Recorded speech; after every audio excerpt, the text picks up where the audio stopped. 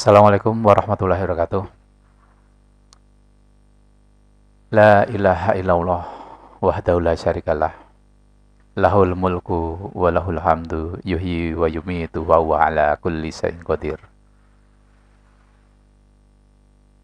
Subhanallah walhamdulillah wa la ilaha illallah wallahu akbar. La haula wa la quwwata illa billahil aliyyil adzim. Alhamdulillah, bagaimana kabar rekan-rekan semua ya hari ini? Saya berharap semuanya dalam kondisi sehat dan pada momen kali ini, pada kesempatan kali ini kita akan membahas tentang praktek zikir nafas. Dan di sini saya melakukan ini bukan karena saya yang sudah benar, saya yang sudah baik, saya yang sudah konsisten, bukan. Namun di sini ya saya melakukan apa yang saya mampu. Dan di sini saya harapkan sebagai media diskusi, oh itu ada yang kurang, oh ini sebaiknya seperti ini. Nah, ini saya mohonkan sekali untuk masukannya. Nah, namun sebelum kita mulai, perlu kita sama-sama sepakati bahwa tujuan dari zikir nafas ini adalah murni karena Allah, bukan yang lain-lain. Bukan untuk mencari ketenangan hati, apalagi mencari sensasi, apalagi mencari tenaga dalam. Nah, itu bukan. Jadi pada saat nanti pelaksanaan ada yang merasakan sensasi, yaitu yang dirasakan, namun tidak dicari. Bagi yang tidak merasakan apapun, ya jangan terus merasa beda. Loh, saya kok nggak merasakan ya, apa yang salah? Nggak seperti itu juga.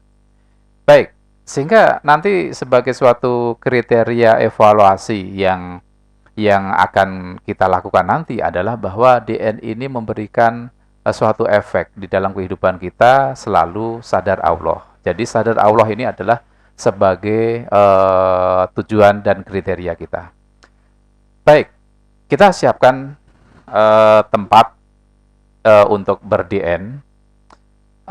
Memang sih tidak ada persyaratan khusus untuk melakukan zikir nafas. Namun yaitu harapannya nanti bisa berzikir dimanapun, di tempat yang ramai, di tempat umum, dalam posisi apapun itu bisa. Nah, namun di sini karena memang kita latihan dan ingin mengambil suatu manfaat yang lebih optimal. Nah, ini kita lakukan di tempat yang memang di sana khusus, kemudian kita siapkan situasinya. Namun di sini juga kenapa dalam berzikir nafas ini nggak ada posisi ataupun harus seperti apa. Namun duduk bersimpuh ini adalah yang dianjurkan, karena memang duduk bersimpuh ini mempunyai manfaat yang banyak, terutama untuk kesehatan. Kemudian di sana juga apabila memang perlu wangi-wangian agar lebih rileks, itu nggak masalah. Menggunakan parfum, menggunakan aromaterapi misalnya, yang mempunyai aroma yang menyenangkan, itu boleh-boleh saja. Boleh-boleh saja. Yang pasti di sana adalah menimbulkan rileks, bukan untuk tujuan yang lain-lain. Nah, selanjutnya, karena kadangkala untuk latihan, dan diri saya pun juga sama sedang latihan, kita memerlukan panduan dalam berzikir. Pada saat saya berdiam diri, duduk berdiam diri, itu apa yang harus saya arahkan di dalam diri saya? Apakah mungkin langsung sadar? Nah, ini yang gimana? Meluaskan kesadaran itu yang bagaimana? Nah, sehingga bagi saya yang sedang berlatih, saya memerlukan satu panduan suara. Nah, pada kesempatan ini saya siapkan satu rekaman MP3 panduan yang pernah Pak Pur buat di Padipuan Patrap. Nah, ini mohon izin Pak Pur untuk menggunakan suara tersebut yang sudah saya rubah dalam bentuk MP3 dan saya siapkan di CD. Kemudian nanti akan saya gunakan. Nah, ini rekan-rekan pun juga bisa, bagi yang memang pada saat berzikir itu masih belum bisa otomatis terarah, itu bisa untuk latihan. Nah, kita sedikit membahas tentang masalah tadi, memang duduk itu posisi itu tidak harus seperti apa. Namun di sini untuk memaksimalkan manfaat ini kita anjurkan untuk berduduk simpuh. Nah, apa manfaat dari duduk simpuh ini? Ada beberapa manfaat secara kesehatan dan baik itu fisik ataupun mental kita. Pose duduk bersimpuh itu adalah pose santai. Sehingga apabila di dalam gerakan juga atau ini dikenal dengan istilah Sukhasana, yang memungkinkan pikiran kita itu menjadi tenang dan memberikan tekanan di bagian tulang belakang bawah ini menjadi lebih rileks. Kemudian dari sana juga pernafasan kita semua, ya, pernafasan kita ini akan menjadi lebih lambat. Ketegangan otot pun bisa dikurangi, ya, ketegangan otot itu bisa dikurangi. Kemudian tekanan darah di dalam diri kita pun akan menurun. Kenapa tekanan darah itu bisa menurun? Ya karena posisi kita yang tenang. Kemudian kita rileks, itu akan memberikan satu efek tekanan darah yang turun. Nah, dari persepsi Ayurveda juga semua hal ini akan memberikan efek positif pada pencernaan. Nah, ini manfaat-manfaat. Nah, manfaat yang lain adalah di sana juga bisa meningkatkan aliran darah ke perut, sehingga membantu tubuh untuk melakukan proses pencernaan itu lebih baik, yaitu dalam penyerapan nutrisi dan vitamin. Nah, kenapa kok bisa memberikan manfaat untuk bagian perut ini? Karena dibandingkan dengan posisi berdiri, artinya darah itu harus mengalir sampai ke kaki, dan kadangkala akan mengumpul di kaki apabila posisinya itu berdiri atau duduk yang di kursi gitu misalnya. Ini darah itu akan sampai ke kaki dan kebanyakan dia akan terkumpul dulu di sana, sehingga peredaran darah itu akan lebih luas dan tidak terkonsentrasi pada organ-organ vital. Nah, khususnya adalah perut. Nah, sehingga apabila dengan posisi duduk bersimpuh ini, peredaran darah kan di sana akan terhambat di bagian lutut, ya, yang bagian yang nekuk ini, sehingga dia akan sesuai dengan hukum aliran cairan, ya, dia akan mengalir kepada area yang memang tidak ada hambatan. Salah satunya adalah perut, sehingga dia memberikan kemungkinan penyerapan nutrisi dan makanan itu lebih baik.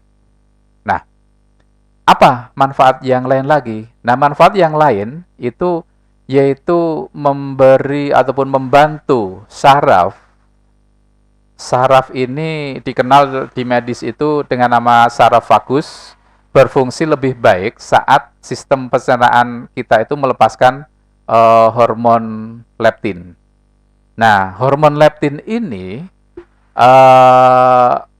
mengirim sinyal ataupun sistem ini akan mengirim sinyal ke saraf vagus untuk kita itu merasa kenyang, ya. Jadi dengan posisi seperti ini akan membantu saraf vagus, di mana hal ini terjadi pada saat posisi ini kan artinya ada suatu tekanan di dalam perut. Nah, tekanan yang ada di dalam perut ini memberikan kemungkinan untuk segera terkeluarnya hormon leptin, ya, hormon leptin.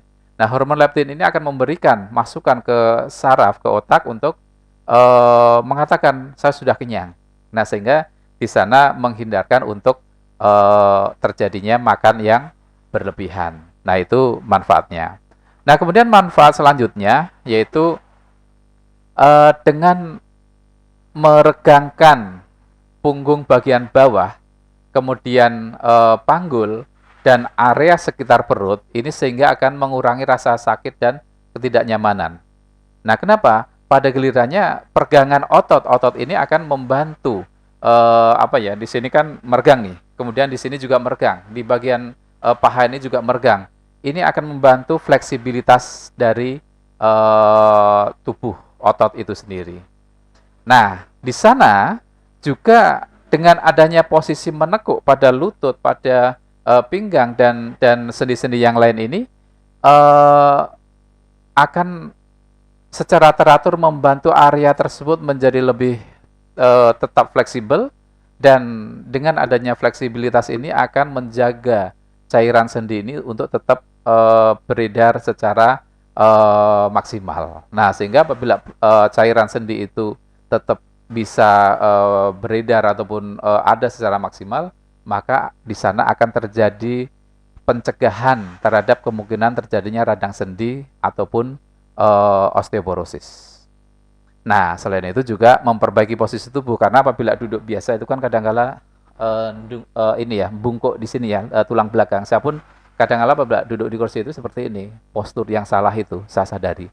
Nah, namun dengan duduk seperti ini, bersimpul seperti ini akan lebih lurus. Kemudian dada pun akan tertarik ke belakang sehingga memungkinkan yang sering sakit di tengkuk di sini akan sedikit terkoreksi.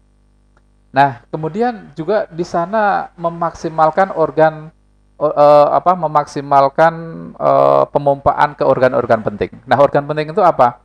Pertama, ya otak tentunya. Kemudian jantung, paru-paru, kemudian pencernaan dan ginjal. Itu adalah organ-organ penting. Nah, kenapa bisa menjadi memaksimalkan pemompaan? Yaitu tadi pada awal saya sampaikan bahwa pada saat kita duduk ataupun berdiri ataupun duduk di kursi, ini kan bagian tungkai ke bawah ini bisa dialiri oleh darah, ya. Dan kadangkala apabila kekuatan pompa jantung itu sudah mengalami penurunan, ini akan terjadi penumpukan di daerah tungkai ini sehingga mengurangi jumlah darah yang masuk lagi ke jantung.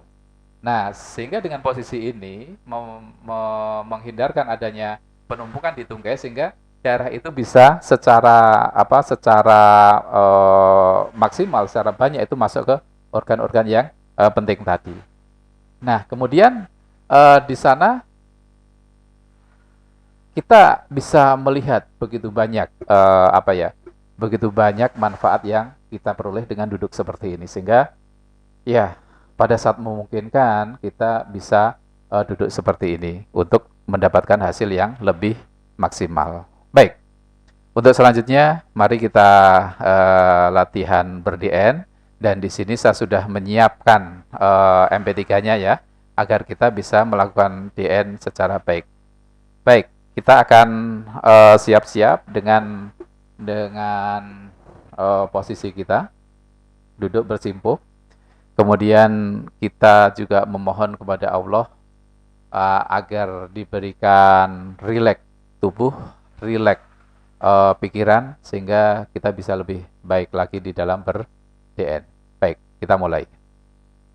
Wabarakatuh. Bapak dan Ibu, sebentar lagi kita akan melakukan mindfulness zikir nafas. Untuk itu silakan duduk yang rileks, tegakkan tulang belakang, mata, berdoa, Bismillahirrahmanirrahim. Allahumma a'ina ala dzikrika wa syukrika wa husni ibadatik. Mulailah untuk menyadari nafas, menyadari tubuh kita.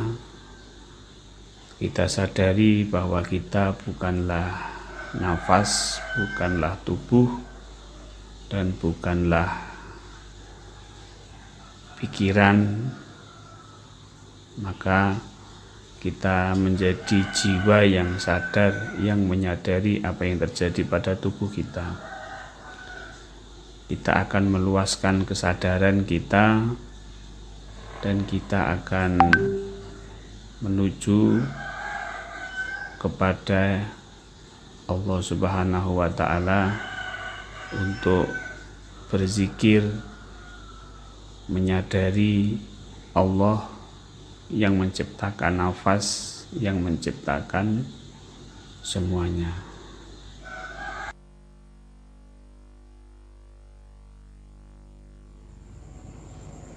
Kemudian kita sadari apa yang terjadi pada tubuh kita suara yang masuk ke dalam telinga.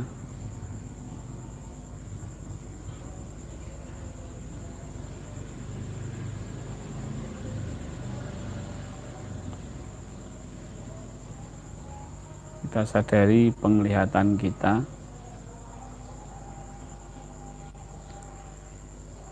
Kita sadari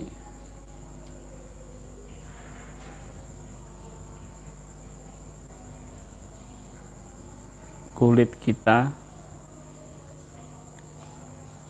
yang mungkin Bapak Ibu merasakan hawa dingin atau panas atau yang lain. Cukup disadari, tidak perlu dikomentari, apalagi mengeluh. Cukup diam dan hanya menyadari saja.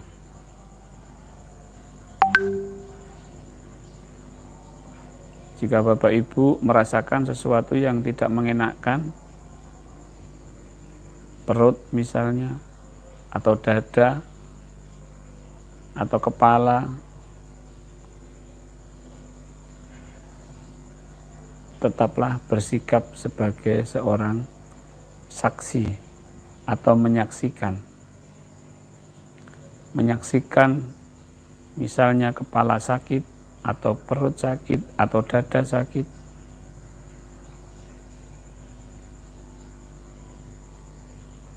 Tanpa komentar, apalagi mengeluh.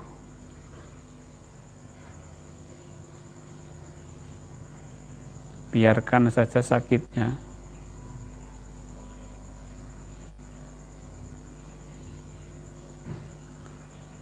Baik.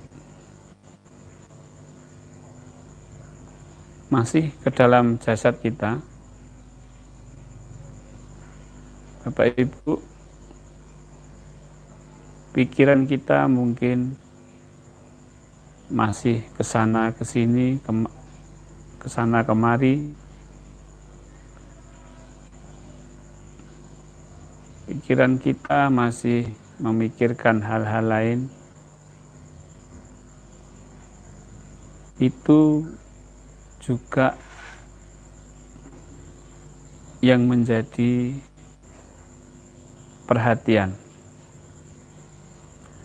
Jangan dikomentari dan jangan dihilangkan dan jangan pula dikeluhkan.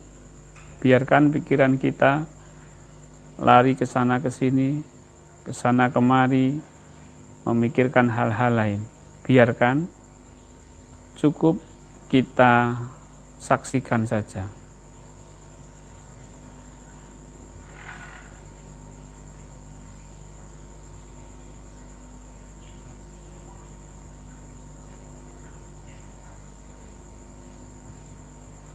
Setelah pikiran, Bapak Ibu berhasil untuk mendiamkan, Bapak Ibu berhasil untuk mengabaikan pikiran, membiarkan pikiran. Sekarang coba perasaan kita terjadi, misalnya perasaan sedih, bahagia, atau perasaan yang lain, atau tidak merasakan apa-apa. Abaikan saja.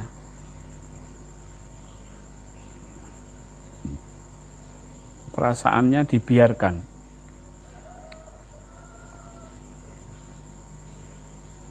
Kita berlatih untuk membiarkan apa yang terjadi pada tubuh kita.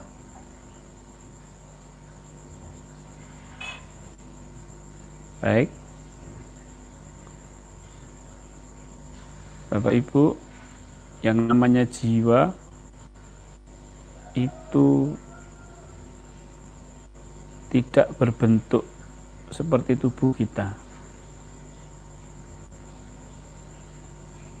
Jiwa akan menyempit kalau kita batasi hanya sebatas tubuh kita. Bahkan lebih sempit lagi, masuk dalam hati, ego kita. Sekarang kita akan perluas kesadaran kita akan perluas jiwa kita menjadi jiwa yang luas. Kalau orang mengatakan jiwanya seluas samudra, kita akan meluaskan jiwa kita, meluaskan kesadaran kita.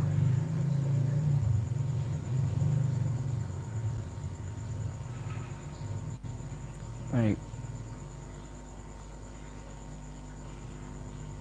Dari tubuh Bapak Ibu, kita luaskan kesadaran kita ke dalam ruangan. Bapak Ibu yang ada di pendopo, Bapak Ibu menyadari pendopo ini. Luaskan kesadaran seluas pendopo ini.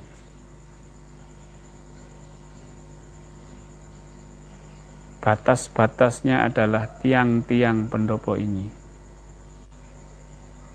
Bukan tangan, bukan kaki, tapi adalah tiang pendopo.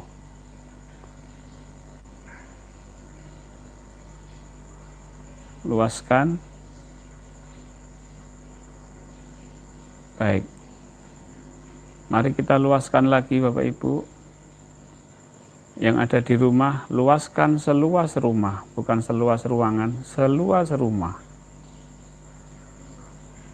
Bapak Ibu yang ada di pendopo, sekarang luaskan sampai ke lingkungan padepokan. Jadi batas-batasnya bukan tiang lagi, sekarang batas-batasnya adalah pagar batu bata. Aku seluas aku seluas padepokan yang dibatasi oleh pagar batu bata. Meluaslah seperti kalau kita naik mobil meluas. Tidak sekedar menyadari tapi betul-betul bahwa saya adalah padepokan. Bahwa saya adalah padepokan. Jiwa saya seluas padepokan ini.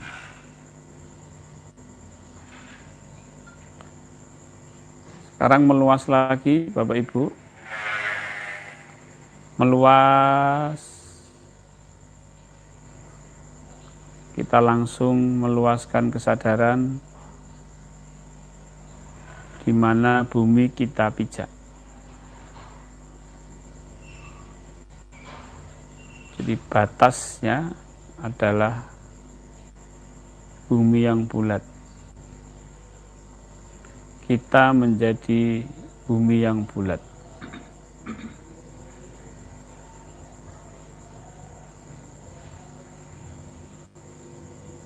Luaskan kesadarannya.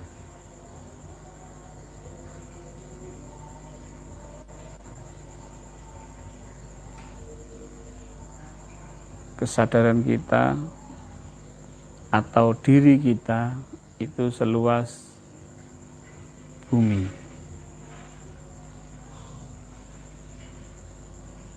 Kemudian kita luaskan lagi menjadi planet tata surya, planet tata surya kita. Jadi tidak hanya bumi Bapak Ibu, tapi kesadaran kita meluas sampai ke matahari dan seluruh tata surya kita.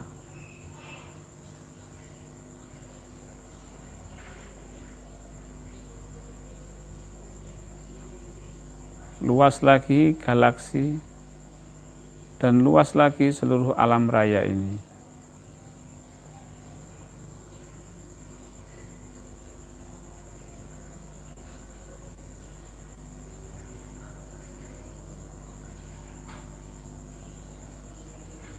Bapak Ibu mungkin sudah tidak merasakan tubuhnya.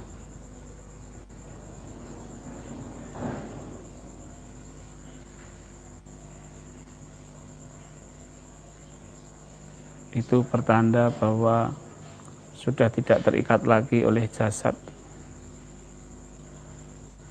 Sekarang luaskan kesadarannya sampai seluruh alam raya yang tak terbatas.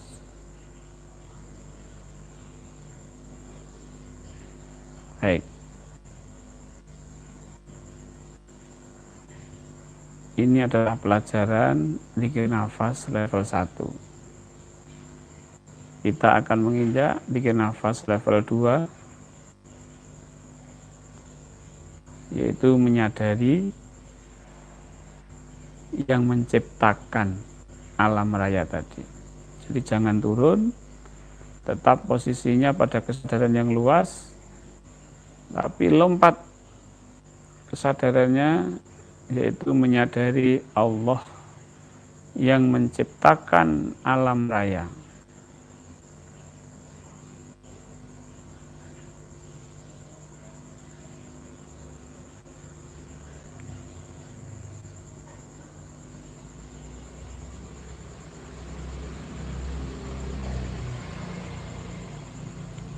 Bapak Ibu, ketika kita lompat kepada Allah yang menciptakan, di situ pikiran sudah berkurang banyak karena dia sudah tidak bisa mengikuti kesadaran kita.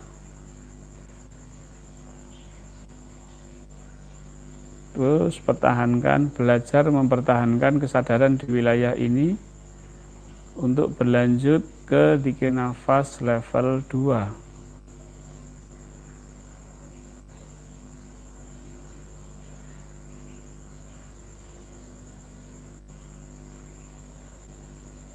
Pada level 2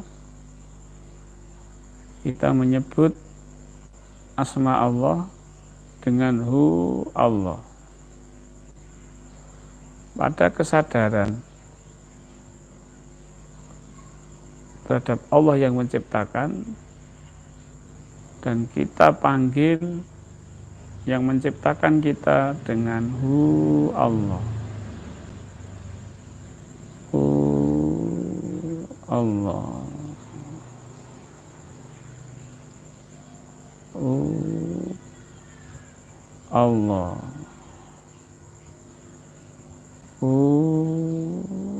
Allah. Baik Bapak Ibu,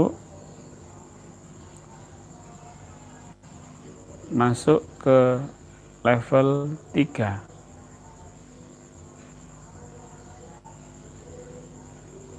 Ketika lakukanlah kesadaran mendekat kepada Allah. Mendekat, Allah pasrah, berserah diri. Mendekat, Allah pasrah. Jadi kalau level 2 hanya menyadari Allah, kalau level 3 sudah berinteraksi. Apa interaksinya? Mendekat, berserah.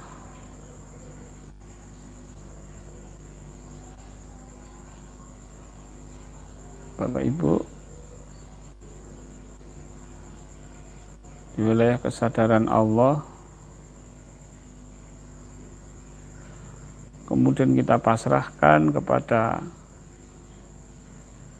Allah yang laisa kamitslihi syai'un, maka akan ada suasana hampa, kosong.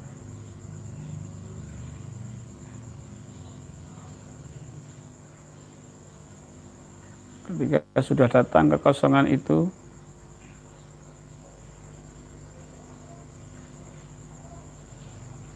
kita masuk DN level 4,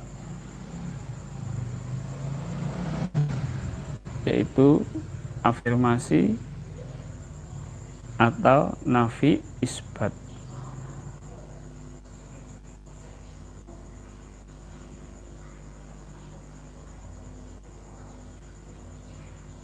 Nafas masuk yang ada hanya Allah, zatullah. Kemudian nafas keluar yang ada hanya kekuatan Allah.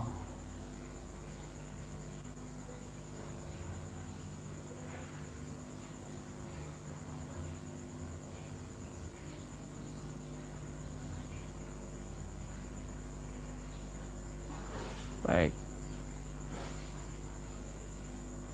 Yang ada hanya kekuatan Allah.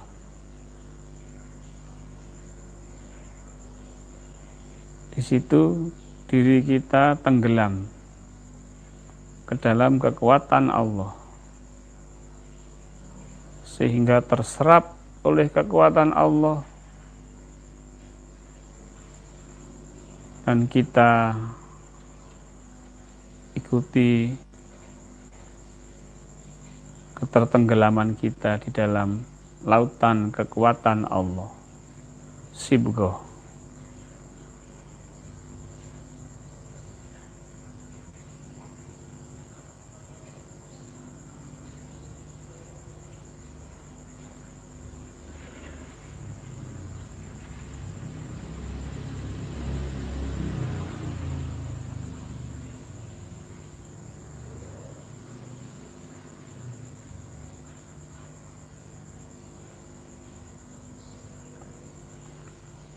Ketercelupan kita, ketertenggelaman kita di dalam kekuatan Allah, kita gunakan untuk menjalankan amanah-amanah Allah berdasarkan tanda yang Allah berikan dan perintah. Kita jalankan dari yang Allah perintahkan melalui tanda-tanda tadi.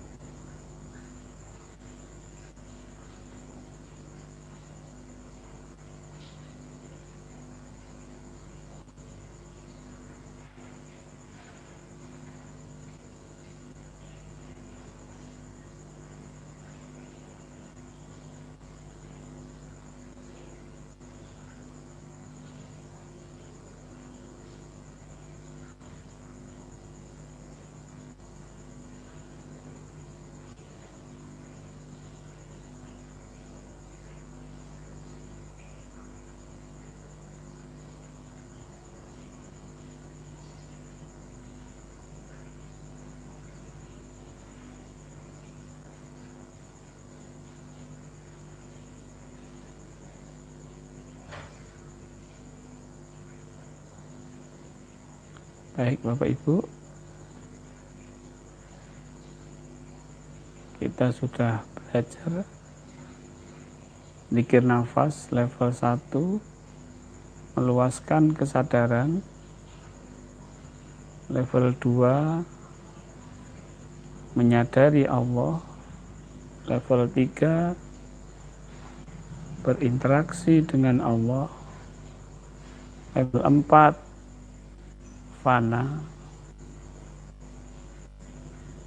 dan sibghoh.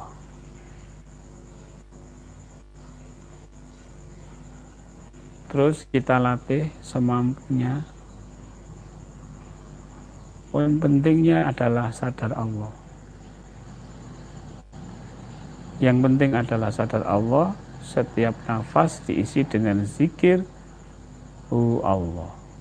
Nanti kefahaman akan terus mengalir, akan terus diberikan Allah.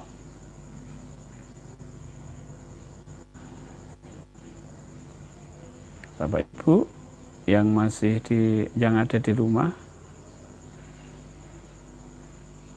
boleh dilanjutkan.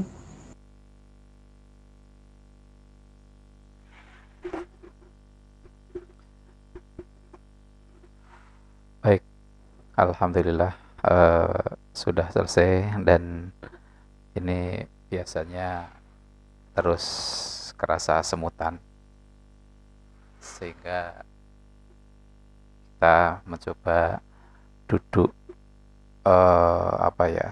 tegak seperti ini untuk memberikan kelancaran pada peredaran darah. Baik, Bapak Ibu, Terima kasih atas perhatiannya, dan kita jumpa lagi pada kesempatan selanjutnya. Terima kasih. Assalamualaikum warahmatullahi wabarakatuh.